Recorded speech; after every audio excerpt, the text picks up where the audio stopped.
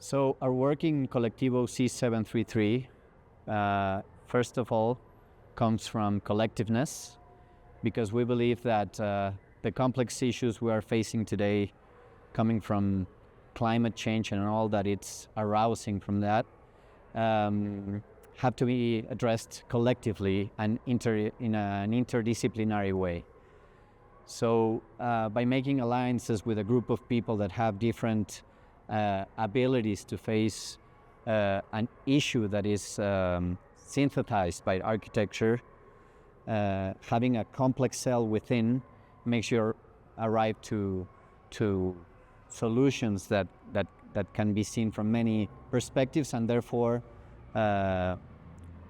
address the issues of climate change. For instance, climate change is leading to a lot of migration, of course also economical issues, but migration comes from like, how can architecture address this migration?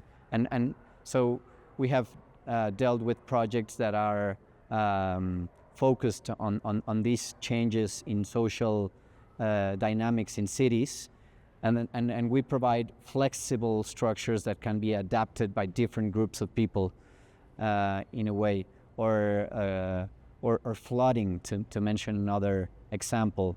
How can architecture allow flooding in a way to happen, but not affecting the human activities that happen inside buildings by lifting the structures or so on?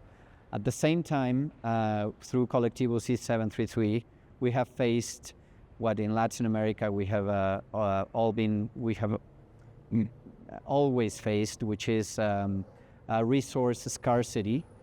So we believe that architecture needs to be very efficient, and to be efficient needs to come up with simple, logical, and economical structures that can be readapted in many ways.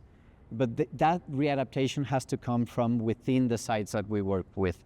So there's a lot of social involvement in the process of covering these structures, of the providing skin for these structures.